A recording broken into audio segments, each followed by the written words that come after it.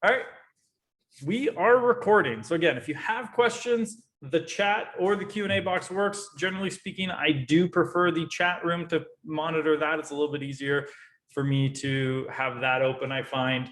But again, if you have any questions, you can ask them throughout. I will try to answer them as we go. If I can't get to any during the slides, at the end, I'll stick around after and I'll answer as many questions as you guys want. I added a little bit of buffer time for me just in case there are questions. But otherwise, let's just jump right in. So today the goal is to talk about how to market your listings the right way. Because one of the big things I've noticed, especially with the market basically everywhere getting really, really hot, and something that I found interesting is we actually get a lot of people like, oh, I don't need to market my listings. They're going to sell anyways. And you're missing one of the really big points about marketing your listings, which is also to have it leverage them to get more clients. So while everything we talk about today is going to help you sell it better, it's also going to help you get more clients out of the way we're doing it. So we're going to jump right in. I'd also love your feedback on what you think of the new presentation style with kind of the picture-in-picture model here instead of a standard screen share, because there's something new that I'm trying out, but I hope you guys find it a little bit better than kind of the traditional screen share. I don't think I have to spend too much time introducing myself because I believe based on how we marketed this particular webinar, most people coming would at least know who we are, but very quickly, I'm Andrew Fogliato, so I own Just Sell Homes. We're a digital marketing agency for the real estate industry. So basically everything we talk about is stuff that we're actively working on within people in the industry. Most of our clients are in Canada. That's probably 90% of our business right now. Then the rest would be like in the US. So this is all stuff that we're talking about. We know works. It's not theoretical. It's stuff that's out there and actually working. So we're gonna go through all that. First thing I want to talk about though is if you guys have ever heard, and I'll send out a copy of this after in the follow-up email. If you ever heard of the Dean Jackson listing multiplier index, it's actually a really brilliant thing he came up with.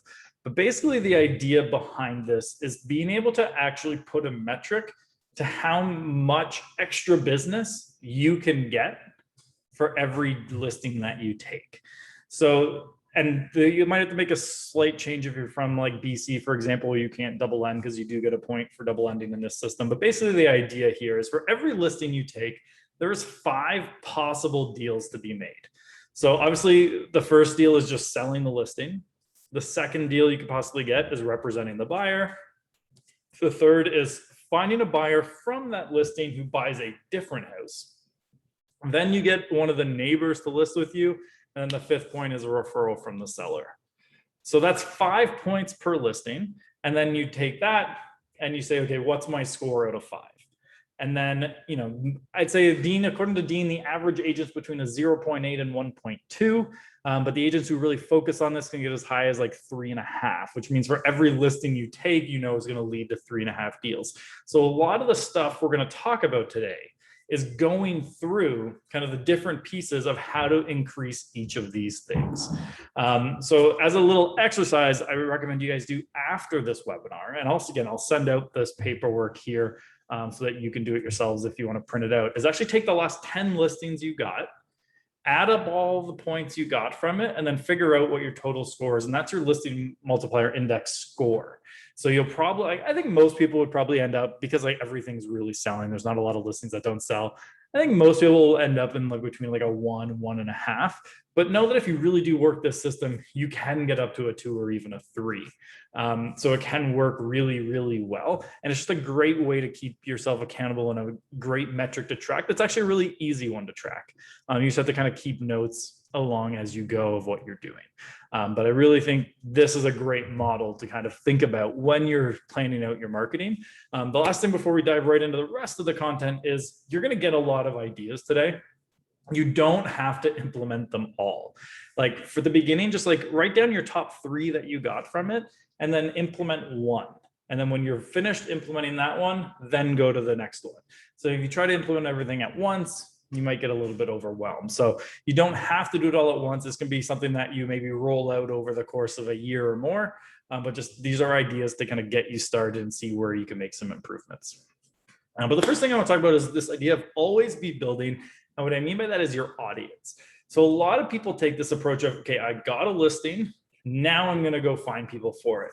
But what you should be doing between listings is trying to advertise and getting people on your list so that when you have a listing, you have people to send it to already, and that you have this audience you can essentially sell to at that point.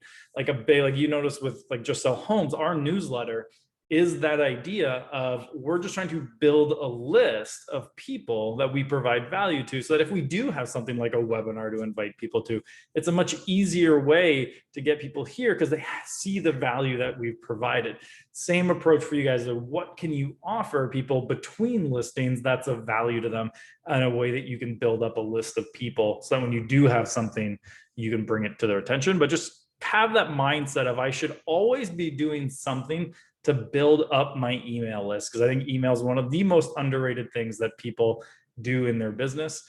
Like if you're emailing once a month out to your database, that is nowhere near enough. Some people think it's too much even. I think it's nowhere near close enough. You should be emailing at least once a week, but we can get into that a little bit later.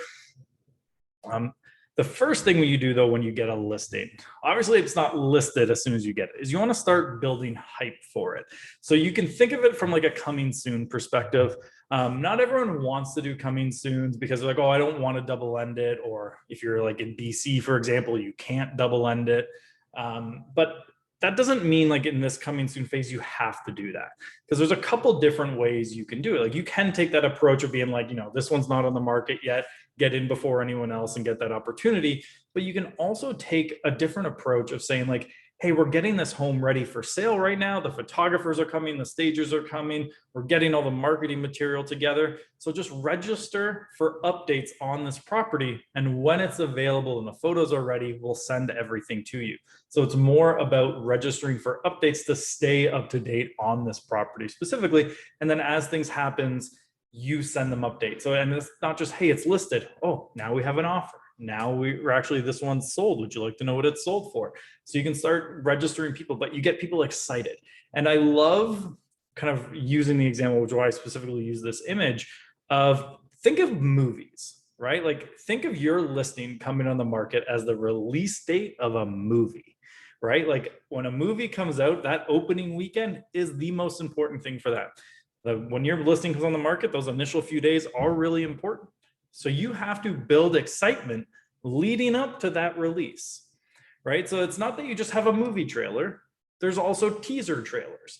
So you're teasing out little parts of it.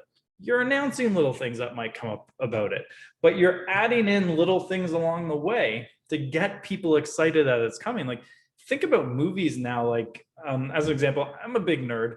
There's a TV series coming out for Amazon called Wheel of Time, which is my favorite book series. So I'm super excited about it.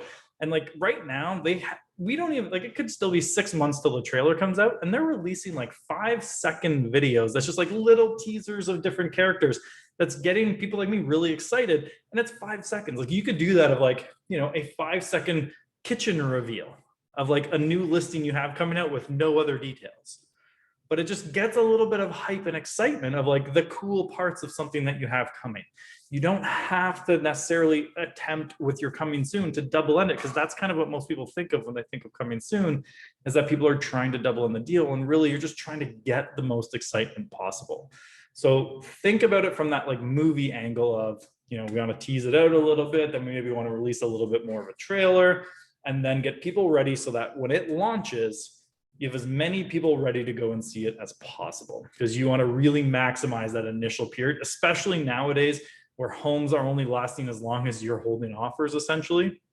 I know that's changed a little bit in some markets in the last month or so, but at the end of the day, you want to build as much hype as possible coming into when that listing actually hits the market. And especially nowadays, a lot of that like time that you have to market is before it actually goes out.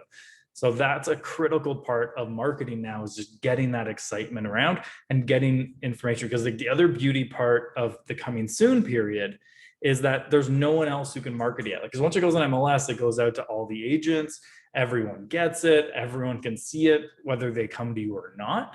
But in the coming soon, you're the only source for information. So it's a great way to build your list of people looking who want to get that information. And I think this one, when you're getting a listing coming up, staging, people think of it in one way for the most part, which is like getting the furniture in. But I think you also got to stage for all the different senses. And you will hear a little bit of this, like, doing, for example, like a smell, like baking cookies.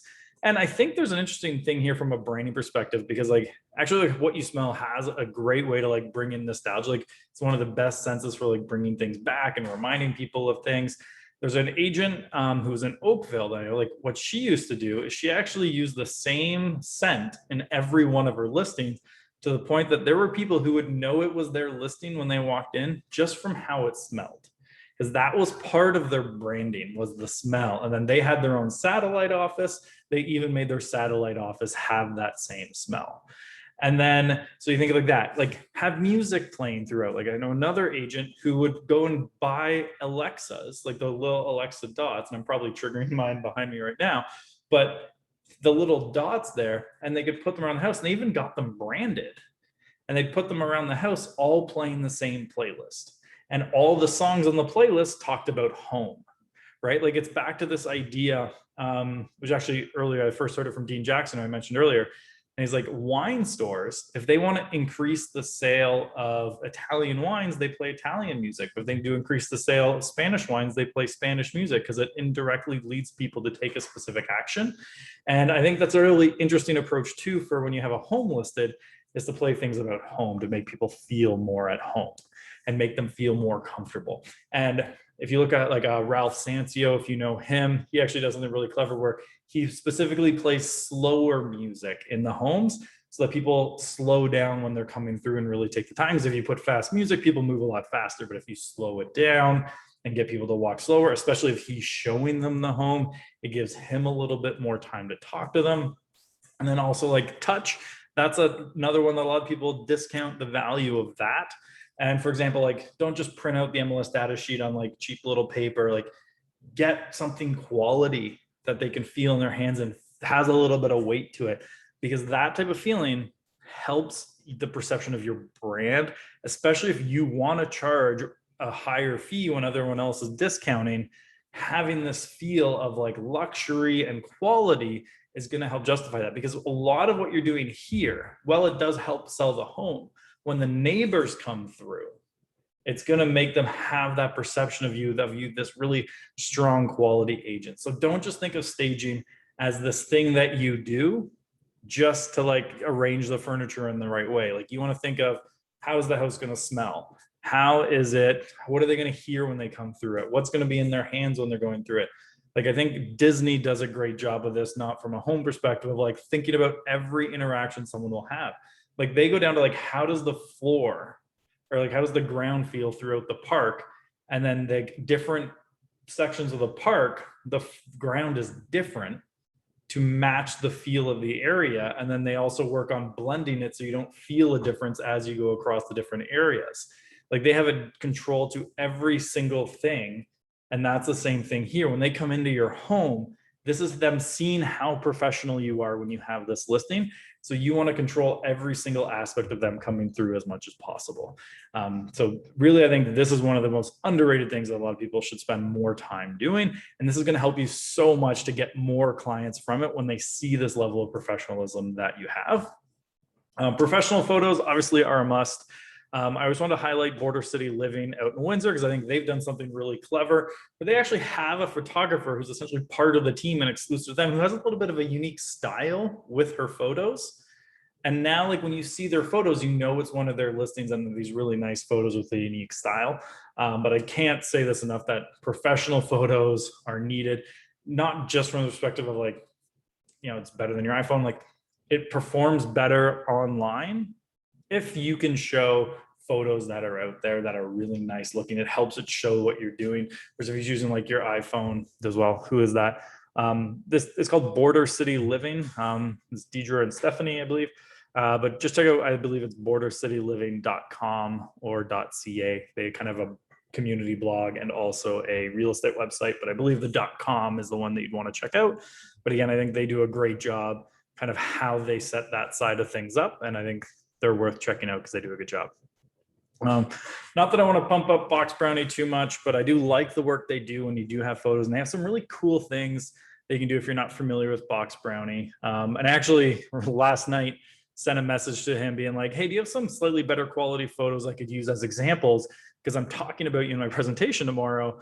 And he actually sent me a code for everyone for $40 credit. So you can actually essentially try out $40 worth of services for free.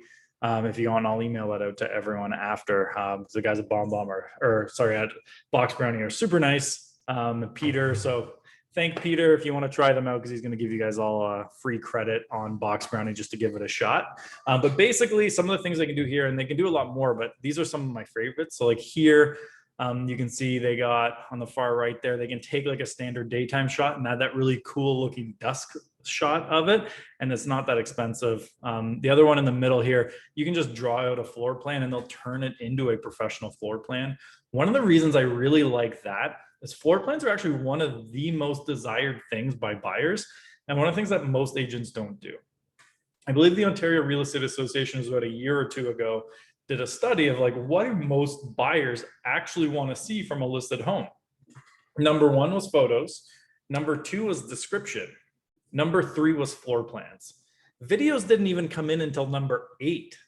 Like 8 on the list was of the things people want to see. Buyers don't actually, when they're thinking of buying a home, care that much about video. Now, I'm not saying there's no value to it. I think there's a lot of value to video. But I think a lot of people overrate the importance of video from the buyer's perspective. There's more important things to think of first. And in this case, I think this is a great example of floor plans. If I were an agent again, and I got my license again because I let mine go about 6 months ago, I would have make sure that I have floor plans on every single listing. You're already taking the measurements. It's not that much extra work. Just do a rough floor plan like by hand. Take a picture, send it to Box Brownie, and they can turn that with the measurements into an actual accurate floor plan that they can use. The other cool thing that they can do that I actually really, really like, especially if you felt like more fixer-upper properties, is they do virtual renovation. So you could take a space that's like empty in the top left there, and they can virtually show you what you can do with it. Because a lot of people will say things like, this home has a lot of potential. But do you know what's even better than saying that? Showing them some of that potential. So I think if you have that type of home, taking that approach of, okay, I'm actually going to show them what they could do with this space instead is going to have a lot of value. So personally, I'm a fan of Box Brownie. There are other companies that can do that. So don't say you have to use Box Brownie. I'm a fan of the people who work there because I've met them a lot on the conference circuit. They do good work. We've used them for clients. So I can say that the quality is there, but I will flip you guys over an email after with the credit that you guys can use if you want to try them out at no cost. So I think that's a really kind of cool thing they did for us there, just because I asked them for better quality photos I could put in my presentation. So we gave you guys all a little bit of a deal. But again, you don't have to use them. I highly recommend it.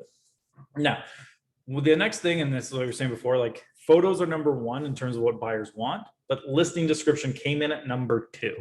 So I want to talk about these because one of the things is like, especially I noticed this when I got in the industry, and I know why it happened, is a lot of people write listing descriptions to other agents. Like people treat the listing description like they're writing it to agents and it's getting better. Like I've noticed in the last couple of years, a bit of a shift where more and more people are writing for the consumer, but they're writing it traditionally for other agents. And that's because back in the day, and but pre-internet and buyers searching themselves, what happened was you're sending the book, the tear sheets to the office. The agents are looking at it. So you're convincing that agent and then they're going to tell their buyers. Well, now the buyers are kind of a little bit more in control of the home search. They're the ones reading it. Just always make sure you're writing it for the consumer. So before we get to that, there's the first point there of no duplicate info. What I mean here is you don't need to waste space because you have limited space in this description. You don't have to write things like this is a 3-bedroom home. That's already on the page. Like go on realtor.ca or Zillow or realtor.com or wherever you are, whatever the main portal search is in your area, and look at what is the information on that page that people already have outside of the description. Whatever is already on that page, do not put that information because now you're just wasting space with stuff they can already see elsewhere on the page.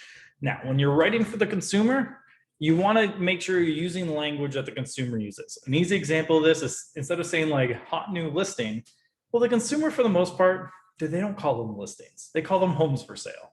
So there's those little switches of new home for sale or newly listed home for sale type of thing. But don't just say hot new listing. Not everyone even knows what that means or uses that language. You want to use their language, not the like industry terms. So like it's the same idea of, the consumer doesn't know what a mere posting is. They would know what a for sale by owner is, which is essentially what a mere posting is. So write using the language of the consumer. And you want to tell kind of a story of the home and get them attached to like certain pieces of it, like the feature, or not the features, the benefits of it. Like a great example is Apple. Like when you think of when they released the iPod, they didn't say like, it has this much memory, this much RAM, this much whatever, or they ignored all the technical stuff. And that's how a lot of people advertise properties. Like it's a 3-bedroom home, it's got 4 bathrooms, it's this. Talk about the features. Well, you want to talk about the benefits even more, because that can make a little bit more of an emotional thing. Like if you can be like, shorten your commute because this one's closer to the highway, that's more important to them because it's a benefit of like now instead of just saying, hey, close to the highway, saying like shorten your commute. That's a better thing to say than close to the highway. So think about like telling that story of what living in this home could be like for them. Avoid all the cliche stuff like cozy. I mean, you can find entire threads online of just people making fun of agents. I mean, other agents make fun of other agents now for this because it's a joke. Like everyone knows cozy is realtor speak for small. Needs TLC means it's a dump, right? Like avoid those cliche terms unless you're kind of leaning into the jokey side of it a bit. But again, unless you're cleverly using terms like cozy, get rid of those ones. Everyone knows what that really means. Interestingly, there was a study that came out that showed that homes that the description implied the home needed work actually made that home sit on the market longer. So even if you know, and everybody who sees it knows the home needs work, just saying it makes your home sit on the market longer. And I can actually attest to this. When I sold, I was working with this woman who listed this old century home. And I think the most conservative estimate was it needed about $120,000 worth of work. Realistically, it was probably over 200, but one conservative estimate was a little bit lower than that. And that's like a really interesting, and I see Marion, you raised your hand. You can just put it in the chat, whatever your questions are, I'm happy to answer them. But yeah, so we put it in, and I actually wrote a blog post because this was like, this is an old Victorian home. It was beautiful. It did need work, but it had so much potential. So I talked about like, this home needs work, but like for the right person who's willing to put in the work, this is going to be a beautiful Victorian home in the perfect part of town. And like, but I really leaned into like the renovation style of it and like kind of like that HGTV kind of fix it up and live in it type of thing. And what happened is the home sat on the market for a long time. We couldn't figure out why. And then one time we're just like, let's try a different approach. We actually just took off all things about it needing work. And we just basically talked about the home itself and never implied it needed work or anything like that. Sold in a week. I can't say 100% that it was. It had been in the market a couple of months at that point, but we took off everything that talked about it needing work and it almost sold right away. And the people who bought it knew it needed work, but just having that in there, talked about it. You also want to make sure you're taking the opportunity here to highlight anything unique about the property that's not immediately evident. Great example of this, when I sold one of the first listings I ever got myself was for a home on a golf course. And what was interesting about this home to me, which you would never know unless you talk to the owners, was that where it was located on the first hole was just outside of driving distance. So for people, they would, hit off the tees on the first hole, and over like 20 plus years of living there, they only had 3 balls ever go into their backyard. 2 doors down, they'd get about 30 a year because they were inside that kind of typical driving distance. This house was just outside of it. And even the couple balls that did come into their backyard just kind of rolled in, which if you have kids is a really important detail to know. Whereas this home that had to one a couple of doors down had to put a giant net up the entire side of their yard to block those balls from coming in, just so their kids could play outside and go in the pool, right? Like that's a unique thing that no one else would have to put in. So make sure you highlight anything like that that isn't immediately obvious looking at it. The last piece here is a call to action. This is just kind of for everything. If you want someone to take a next step, tell them what that is. Now you got to make sure it's compliant with your board because some boards have rules around what you can ask people to do. But if you can ask them to book a showing, do it. If you can ask them to reach out or ask them to check out a virtual tour, we found, even if it's obvious that they should do those things, just adding that as a comment at the end of a description of here's what to do next and how to do it increases the amount of people that does it. So as much as possible, and make sure it's board compliant, obviously, add in some type of next step call to action. That next step could literally just be go check out the virtual tour. It could also be book a showing on this home, but add some type of call to the action in your description. And normally it will lead to a higher uptake of people taking that exact action that you want them to. Now, I know I talked about before, the videos aren't as valuable. I don't think from a selling the home perspective, videos actually matter that much. I think they're great in the coming soon section, coming soon side of it, from especially a teaser movie trailer angle. But where video to me really stands out is to get other clients, because similar to personally, I'm not a fan of single property websites. I think they're actually not a good idea from a marketing perspective, because for example, a new website, if you're building a new one for each listing, can take up to 3 weeks to be indexed by Google, and homes sell quicker than that, right? So they're not actually a great idea to do, but sellers love them. They think, oh, I got my own website. This is fantastic. So from that perspective, there is some value to a single property website from convince the seller. And I think that's the same for the most part with video. There are exceptions, just yes, videos can have a great impact on it, but it's not what people care about the most. But here's some ideas of videos to make for your listing. So obviously I think in the coming soon period, teasers, kind of trailers, getting excited about it is a great way to do it. One that I really, really love is behind the scenes prep. So show kind of the different parts of getting a home ready for sale. And this is a really undervalued one to showcase your expertise. So explain why you're doing things. There's an agent in Newmarket named Christina Wilton who did a great job on Instagram stories a couple of years ago, where she actually grabbed her phone, went into the kitchen and showed the top of a cabinet and the ceiling. Sometimes there's that 1-inch gap, and it looks so much better when you close that gap. Well, she showed a video of her handyman just closing that gap, and she basically just explained why she was closing the gap, because it looked better. Showed the before and after. It was 15 seconds. She got a ton of engagement on that because so many people were just that's brilliant. It shows her expertise as someone who notices these little details that make a difference on the sale of the home. So show them why you're doing things behind the scenes, so that when they see that, they're there's so much to do to get this up the right way. I just need to hire them to do that for me. And then I just see that Rob's asking, would you use Instagram stories or posts for these videos? I would use both. And we'll talk a little bit about Instagram stories in a minute. I think Instagram stories from an organic marketing is one of the best places right now to actually get business. It's one thing to get engagement online. It's one thing to get likes and comments. But if you want to kind of jump from engagement to clients, Instagram stories is where normally that bridge is closed, and you put a bridge on that gap. And that's where you can go, because there's a lot of people who get great engagement but don't actually get business from places like Instagram. And that normally the first thing we look at in those cases where they're getting good engagement is that they're not doing enough on the stories. I got to run, but you're sending the recording out, right? Yes. So as soon as this is done, I'll process the recording, upload it to YouTube, write up the follow-up email, or finish writing up the follow-up email. Hopefully by the end of today, it'll go out. Absolute worst case, it'll go out tomorrow morning. But again, behind the scenes prep, highly recommend you show a lot of that behind the scenes stuff that shows you that professionalism that you have. Obviously, I just listed one. I think the just listed one's an interesting one to me. I think you should have a 30-second to 60-second version. I think you should have a 2 to 3 minute version. But I think one that a lot of people don't do that they actually should is a 12 to 15 minute version. And a lot of people, when I say this, look at me a little odd. They're that's a long video. But I'll give you an example. When I bought this house a couple of years ago with my wife, there was a 3-minute video tour. She must have watched that 30 times, because if she's going to buy this home, she wanted to watch it over and over and over again. And I think that that's a great content. Now, what I would do in that longer version is I would be in the entire 12 to 15 minutes selling the home. So I'd welcome them into the home when it starts the video, and I would sell every room. I would tell them why the room is set up the way it is.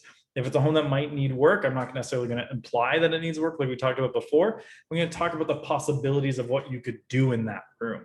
And I'm going to walk through the different parts of the home and sell it to them and show my expertise that I know what I'm talking about. I know everything about this home. I'm the expert on this.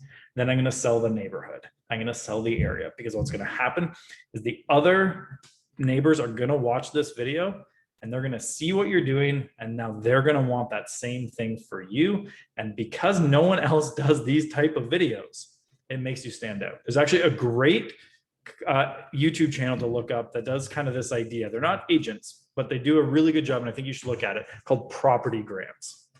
They do like 7 to 15 minute walkthroughs of custom built homes. That's more what they do, is custom built stuff.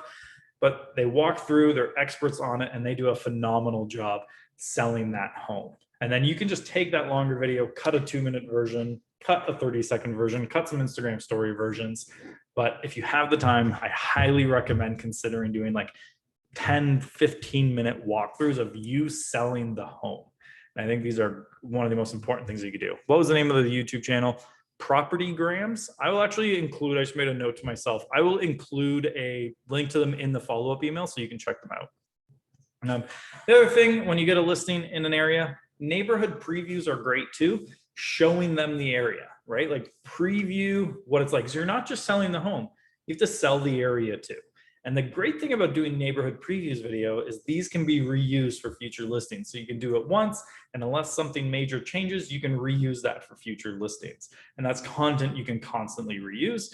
But I would highly recommend creating these. And then the last one for videos is a case study after it's sold. Now, with that being said, I'm going to save talking too much about the case studies until later, because I have a whole slide dedicated to that a little bit later. But case studies, I think, are the right way to do it, and we'll talk about that more, but doing it as a video form is actually really effective. And then just as another example, check out Jessica Hellard. She's an agent in Kingston. She actually does a great job with her videos, and I think she's worth checking out just to kind of see if you want some inspiration of something that I think people are doing well. I think she's a good example of someone who does well on camera. A big question we often hear about is forced registration on your website. If you're unfamiliar, basically someone comes to check out the listing. To actually view the details, they have to register on your website. That could be they either have to register right away, or they can look at 3 photos, or maybe they could look at a couple properties, then register. There's pros and cons to this, right? So like some people are very against forced registration. Some people are very pro forced registration. I mean, personally, if I was selling, I would probably not do it, but there's a good and bad. There's pros and cons to the whole forced registration. So think about it like this way. Okay. Justin Haver in Calgary. He's like the top agent out. He's actually the #1 Remax agent in Canada. He does not do forced registration. One of the agents on his team closes as many as 22% of their leads coming off listings from their website that are not forced to register. If you're forcing registration, you're going to be close to, like, best case, like a 5 or 6% conversion rate. The industry average is actually closer to about a 1.9% close. But it's predictable when you register them, when you force them to register. You will know, like, if I'm going to run ads, for every $10 I spend, I'm going to get a lead. Now it's going to change market to market. You can, like with Facebook ads, which we'll talk about in a bit, like I can get under $1 a lead, force registering, and that could go as high as, like, you're in a really competitive area, even up to 20 plus a lead. But that just depends where you work, what the competition's doing. But force registration is predictable, and it gives you people to talk to right away. If you're not going to do forced registration, it's an unpredictable flow of leads, especially early on. Like Justin Haver, I mentioned, was spending $4,000 to $5,000 a month for almost 12 months before he started seeing some consistency in what came through. So it's a lot harder to make it work. I like to use the difference of, like, forced registration and like the offline marketing world would be closer to like a cold call. Not forcing it is kind of like farming a neighborhood. Long term, farming a neighborhood has a higher ROI, but it's not immediate. Cold calling, you can start getting things today, similar to forced registration. It's a lot quicker and more predictable, but again, it's not how a lot of people like to grow their business. So pros and cons to forced registration. I was just trying to test it out and see if you like. Run it for a month with forced registration, run it for a month without, see which one you like better. And see, but there's there's not a right or wrong. It's a what fits better with your business, because it does give the consumer a better experience not to force register them, but you just might have less people to talk to. The only other consideration here is if you're trying to rank organically for SEO, Google hates forced registration, so they will rank your site lower compared to others if you have it on. But if you're not going to invest in SEO, I wouldn't worry too much about that side of things. The other one I think you should do for your listings is blog about it.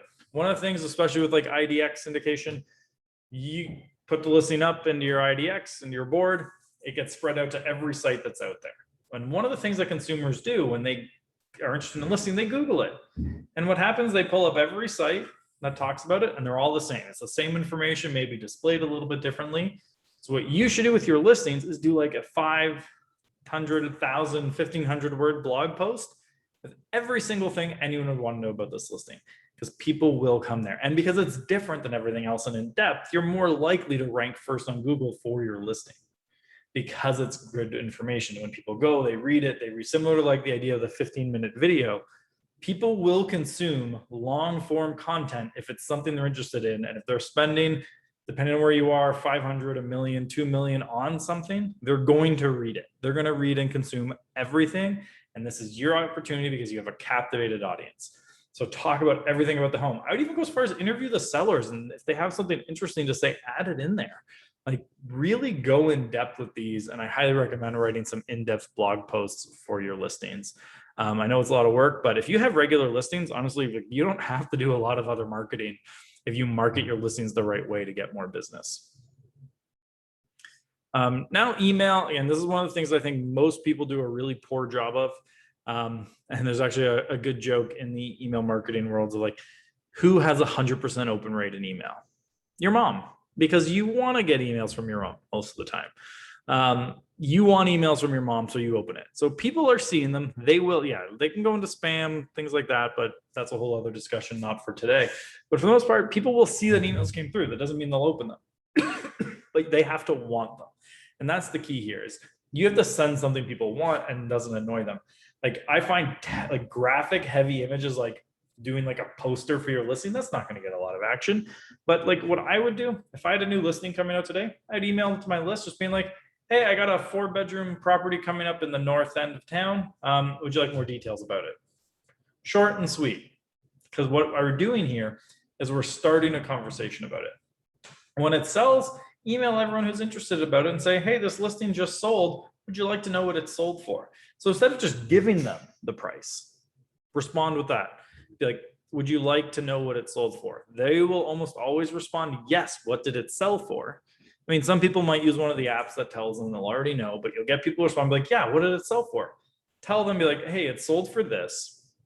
What was it you liked about this property? I can find you something that's similar. When you have another property that's coming, that's similar to a past listing you've had, look up everyone who asked about that property that reached out to you and say, hey, I got a new listing similar to this one you reached out to me about like this amount of time ago. Would you like the details about this new one I have coming up that's similar? Because the goal here, it's not to get them to book a showing. It's not to get them to do anything. It's just to start conversations with as many people as possible.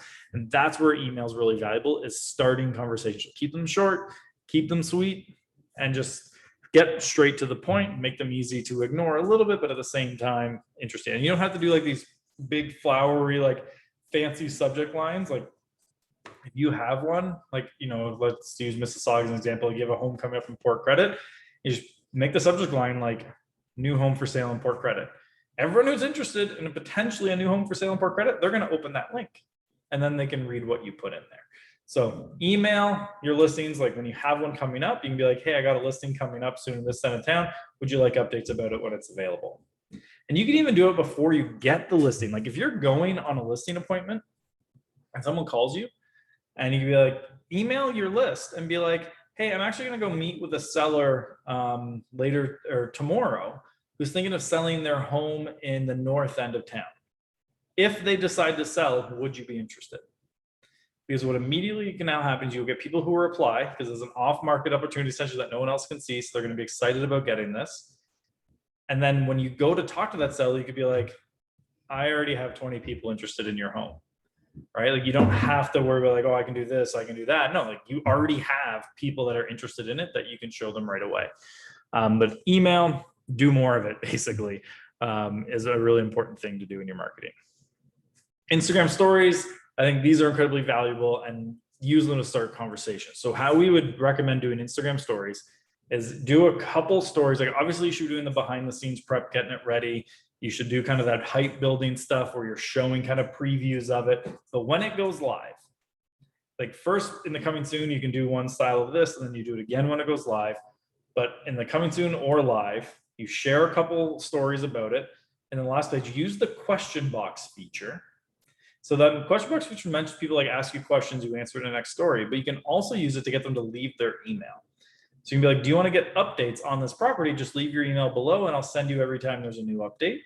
Or, and I would frame that more as like, just to make sure you don't miss out on any updates that I'm going to post in the future. If you want to make sure you get them, leave your email. When it goes listed, be like, do you want me to email you all the details about this property? Just leave your email below in the question box.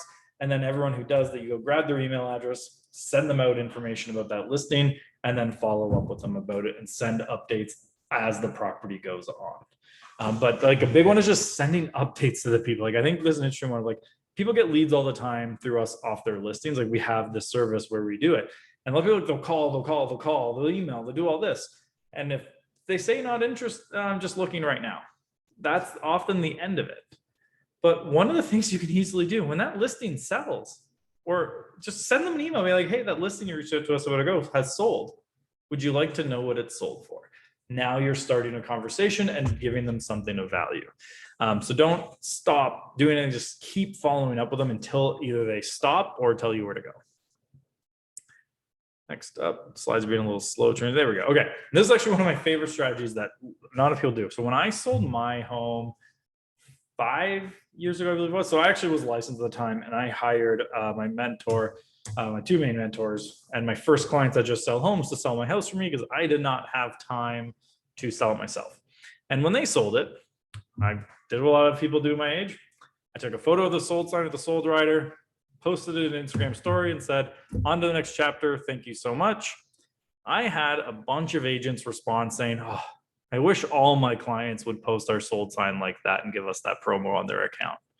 Well, guess what? If you want someone to do something, give them all the tools to do it, right? Like if you want them to post, give them everything to post. Like, and Canva can make this really easy. Like what you can see here on the screen right now is like I actually went on Canva and we created templates. And it's branded to us. And in this case, like sometimes we'll change the branding for clients if they want it, and they can do it themselves. All they do is like drag and drop the image of the home, and it has their branding across it. And then we give like a Google Drive folder to the client with a story sized image or multiple images, post sized images, and then the captions to add to it as well.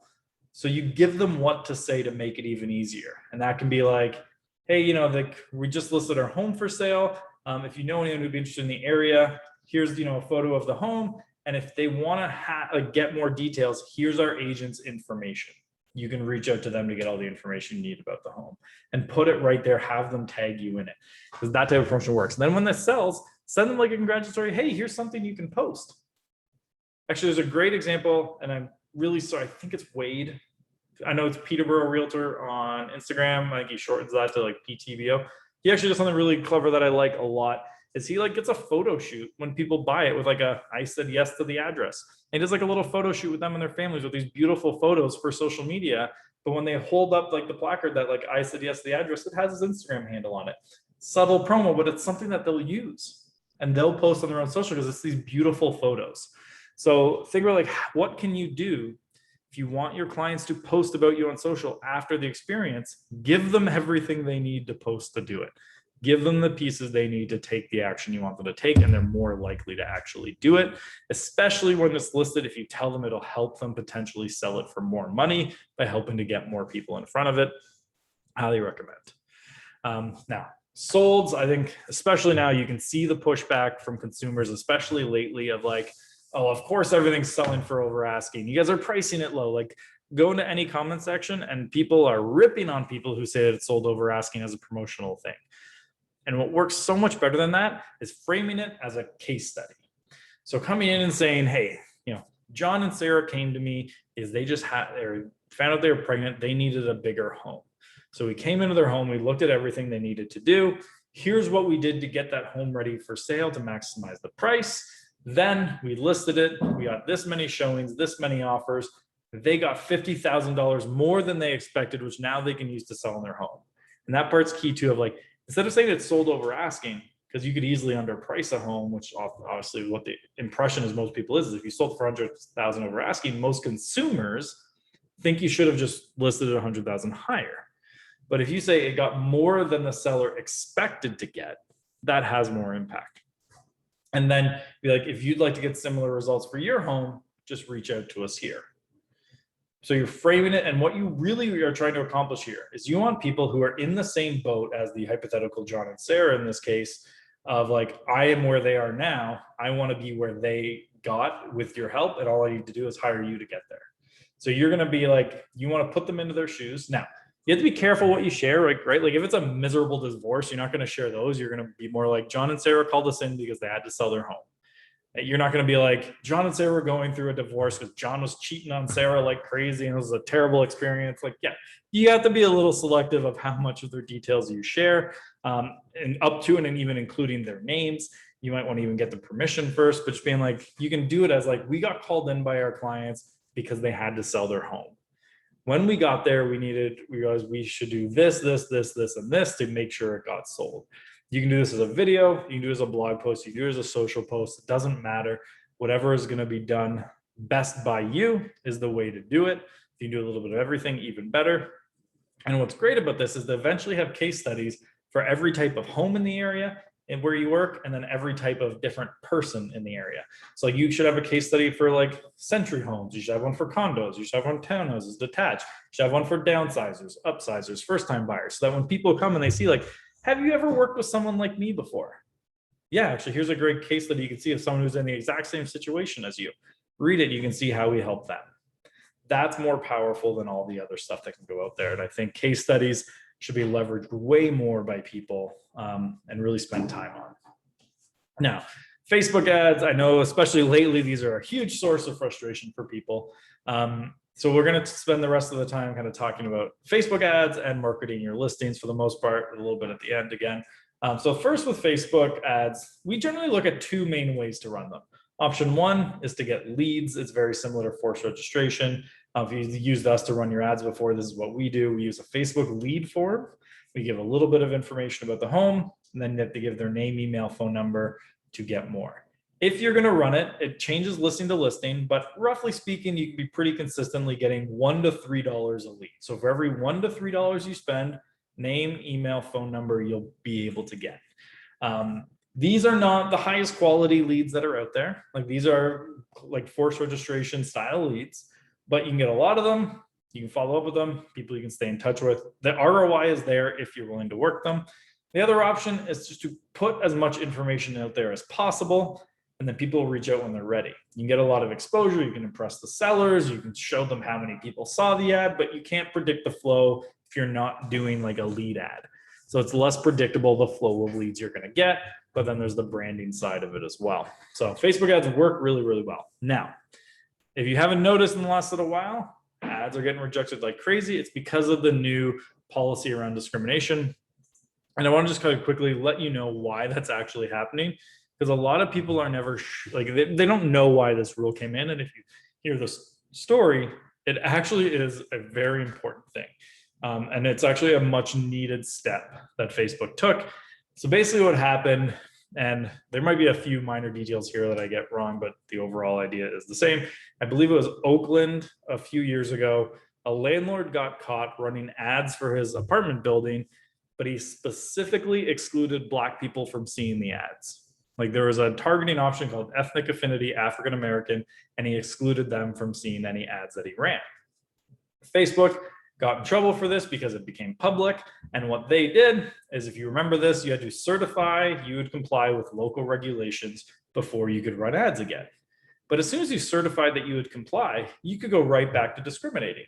And that's what happened. Someone in Minneapolis got caught once again running ads for an apartment building that specifically excluded Black people again from seeing ads to live in their building. And this time now it got out, government was like, you guys aren't doing anything to protect housing rules because it's a human right. So Facebook got fined $1 billion for aiding housing discrimination. So now that's why these new rules have come in. They started in the States a couple of years ago, and then in December of 2020, they brought these rules into Canada as well. So what that looks like now is the smallest you can do is a 15-mile radius. So when you type in wherever you want to target, you can't go smaller than a 15-mile radius for real estate ads. Technically, it's supposed to just be for listings, but they often will even just apply to all real estate ads. Even just sell home ads sometimes get caught up in these, and you can appeal it and get it through if it's not a listing. If like it's a what's my home worth, for example, we can normally get that through with special targeting without using the restrictions. But you have to go through an appeal process to get it through. This is part of the process. You also can't change the age. You can't change the gender. Not that we did before, because we found that that didn't have any impact. Obviously, age is the big one. To me, that's the biggest pain in the butt of this group is that they did get rid of lookalike audiences technically, but they actually just renamed them to special ad audiences. They're essentially still lookalike audiences. They severely limited the interest, so it's all generic interest now. So it's like you can look people interested in homes or apartments, because if you know how to leverage interest-based targeting when it's all available, you could still use it to discriminate. So they got rid of a lot of those. And then now you also can't exclude anyone. That's the other big one for us, is we used to run all our ads and exclude other agents from seeing them. Now you can't do that. Not the end of the world. Hasn't, like, what we noticed, it hasn't changed results. Like before they brought in this rule, we were $1 to $3 a lead. After they brought it in, we were still $1 to $3 a lead. Arguably, quality of leads gone down a bit. So if we were, say, hypothetically, we're averaging 2% before, you might be like a 1.8, 1.9. Like it hasn't been a huge change, but definitely there has been a change. The bigger one would be there's a slight more increase in just like meaner comments on them, because they are going out to 20-year-olds and 24-year-olds who are disillusioned that they'll never be able to buy a home type of thing. So that you get a little bit more of that on your ads, but if you respond to them, it's actually not the end of the world. But that does happen. So one of the things you can do, so you do have to clean up your account, because like I've had a lot of more people reaching out to us lately who have had their accounts banned by Facebook. So the reason for this is they actually go back through your history of advertising on Facebook and ban every ad that doesn't have this. So even if the ad was 2 years old and it hasn't run in 2 years, if it doesn't have it, they actually will reject that ad. The more rejected ads in your account, the more likely you are to be banned. So you have to either go back into your account, depending on how many ads you have, and get rid of all those rejected ads to make sure that they're out of your account. Or the easiest way, delete them all. Like, yeah, you lose the data that was there, but if you're not going back and looking at your old ads anyways, it's just quicker and easier to delete them. It really depends. Like if you have like 5 ads you've ever run, it's not a big deal to go fix them up and make them like going by the rules. It's just quick to delete them up, but you should do something to get rid of old rejected ads from your account, because it would lower kind of like your trust rating with Facebook and make you more likely to get banned. They have been kind of saying lately, it's more like how many ads have been rejected in the last 30 days. But I can tell you from experience of talking to people who get their ads account, they almost always have old ads that are rejected. And people who don't have that, I see way less getting rejected. So even though they technically say it's more based on like what you've done in the last 30 days, in practice, it doesn't actually seem that way when we look at what's going on. So you do have to make sure you just clean up your account if you have a lot of rejections in there, to make sure that you don't have any issues. And then, so back to the original idea, like always be building this list of people you can market to. That's the most effective way to market listings, so that you can keep and stay in touch with them, and think like even between listings, you're advertising other things that get them. So when you have a listing, you can market to them. When you have a listing, you're building a list for future listings as well. You're building a list of people in the neighborhood. You're building a list of the neighbors. You're building those people interested in that type of home, but maybe aren't buying that one.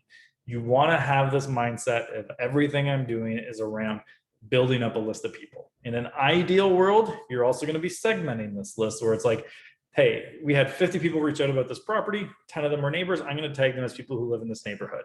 These people are interested in this type of home. These people are interested more in the neighborhood, regardless of the type of home. If you can do that level of segmentation, so that in tagging, that's great. If you can't, don't overthink it at the beginning. Just get these lists of people, email them, but you always want to be building this list of people. It's going to make your marketing so much more effective. Like the majority goal with a lot of our marketing is just to get more people on our email list so that we can do other stuff with them. And that's a really important part of your marketing as well, is building up your email list, because email to me is one of the most slept on pieces. But I'm going to send out this webinar after so you can go over, because I think there's a lot of ideas here. I know you're not going to likely do them all at once. But just one last thing before we wrap up. I'm not going to do a hard sell on this, but we do send out a weekly email that has a lot of insights like this, things we're learning, things we're seeing, our best practices, templates you can use on your social media. We do charge a very high price of $10 a month for this email. So if you're interested in getting insights like this webinar broken down every Thursday morning directly in your inbox, it's $10 a month, cancel anytime, but you can go to justsellhomes.com/elite. Otherwise, I'm going to stick around and answer any questions you guys have. If you have any, I appreciate you guys coming today. I hope you guys got something out of it. I'm going to be sending up a follow-up email. I just got to, obviously process the recording, upload it, and just add in, because I know there's a couple of things I wanted to add into the follow-up email based on what we were talking about today. So I'll get all that together, send it out to you guys later. Thank you for attending. I appreciate it so much. And I'm going to turn off the recording now, but I'm going to stick around just in case anyone has any questions that you want answered. So I'm not going to record those answers, because I think that's a reward for actually being here live, is that you get a little extra time with me to answer any questions if you have them. So let me just turn off the recording.